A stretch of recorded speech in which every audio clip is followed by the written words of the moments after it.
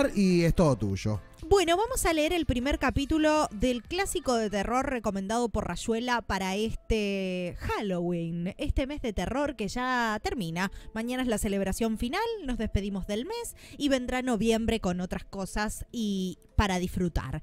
Pero les quiero leer el primer capítulo de It, o Eso, de Stephen King, porque si hablamos de terror, hablamos del maestro del terror y también de esta novela que ha traumado a personas por generaciones, quien les habla incluida.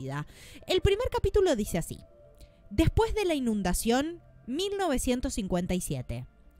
El terror, que no terminaría por otros 28 años, si es que terminó alguna vez, comenzó, hasta donde yo sé o puedo contar, con un barco de papel que flotaba a lo largo del arroyo de una calle anegada de lluvia. El barquito cabeció, se la dio, volvió a enderezarse en medio de traicioneros remolinos y continuó su marcha por Wickham Street hasta el cruce de esta y Jackson. El semáforo de la esquina estaba a oscuras y también todas las casas en aquella tarde de otoño de 1957. Llovía sin cesar desde hacía una semana. 2 días atrás habían llegado los vientos. Desde entonces, la mayor parte de Derry había quedado sin corriente eléctrica y aún seguía así. Un chiquillo de impermeable amarillo y botas rojas seguía alegremente al barco de papel. La lluvia no había cesado, pero al fin estaba amainando. Caía sobre la capucha amarilla del impermeable y a oídos del niño sonaba como una lluvia en un acogedor tejado de un cobertizo. El niño se llamaba Georgie Denborg. Tenía 6 años. William, su hermano, a quien los niños de la escuela primaria de Derry conocían como Bill el Tartaja, estaba en su casa recuperándose de una aguda gripe. En ese otoño de 1957, 8 meses antes de que comenzasen realmente los horrores y 28 años antes del desenlace final, Bill el Tartaja tenía 10 años. El barquito junto al cual corría Georgie era obra de Bill. Lo había hecho sentado en su cama, con la espalda apoyada en un montón de almohadas, mientras la madre tocaba para Elisa en el piano de la sala y la lluvia batía monótonamente la ventana de su habitación. A 1/3 de la manzana, camino del semáforo apagado, Wickham Street estaba cerrada al tráfico por varios toneles de brea y 4 caballetes color naranja, en los que se leía Ayuntamiento de Derry, Departamento de Obras Públicas.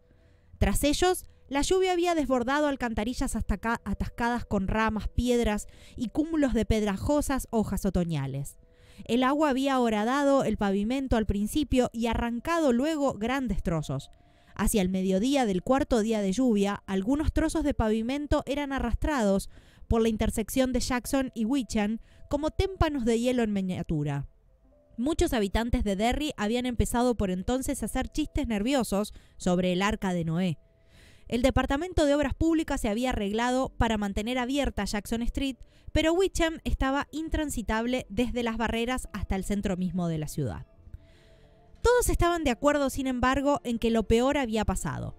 El río Kundesgag había crecido casi hasta sus márgenes en los cereales y pocos centímetros por debajo de los muros de cemento del canal que lo conducía por el centro de la ciudad. En Denborg, el padre de George y Bill, estaba retirando los sacos de arena que habían lanzado el día anterior con aterrorizada prisa. Un día antes, la inundación y los costosos daños parecían casi inevitables. Bien sabía Dios que ya había ocurrido anteriormente. La inundación de 1931 había sido un desastre, con un costoso de millones de dólares y de más de 20 vidas. De aquello hacía ya mucho tiempo, pero aún quedaba gente por ahí que lo recordaba para asustar al resto. Una de las víctimas de la inundación anterior había sido hallado en Bucksport, a unos 40 kilómetros de distancia. Los peces le habían comido los ojos, 3 dedos, el pene y la mayor parte del pie izquierdo. Agarrado por lo que restaba de sus manos, había aparecido el volante de un Ford.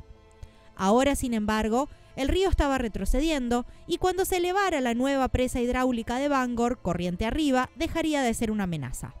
Al menos eso decía Zach Denborg, el padre de Bill, que trabajaba en Hidroeléctrica Bangor.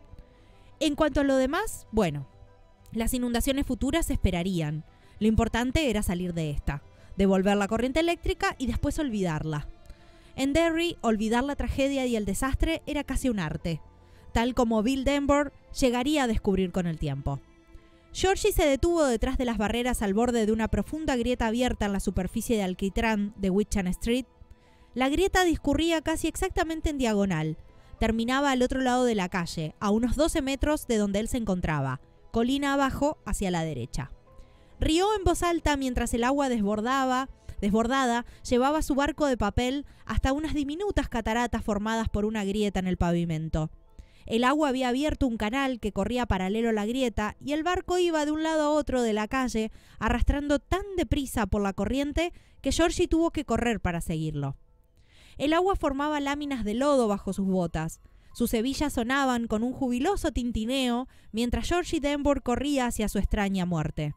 Y el sentimiento que lo colmaba en ese momento era simplemente amor hacia su hermano. Amor y también cierta tristeza, porque Bill no podía estar allí para ver aquello. Claro que él trataría de contárselo cuando volviera a casa, pero sabía que jamás conseguiría que Bill lo viese tal y como él lo estaba viendo en ese momento.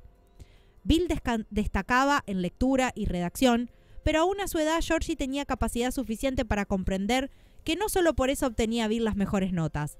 Tampoco era el único motivo de que los maestros les gustara tanto sus composiciones. La forma de contar era solo una parte del asunto. Bill sabía ver. El barquito solo era una página arrancada de la sección de anuncios clasificados del News de Derry, pero Georgie lo imaginaba como una torpedera en una película de guerra de las que él y Bill solían ver en el cine de Derry, en las matinés de los sábados. Una película de guerra en la que John Wayne luchaba contra los japoneses. La proa del barco levantaba olas a cada lado mientras seguía su precipitado curso hacia la cuneta del lado izquierdo de la calle. En ese punto, un nuevo arroyuelo corría sobre la grieta abierta en el pavimento, creando un remolino bastante grande. Georgie pensó que el barco se iría a pique. Escoró de modo alarmante, pero luego se enderezó, giró y navegó rápidamente hacia la intersección. Georgie lanzó gritos de júbilo y corrió para alcanzarlo.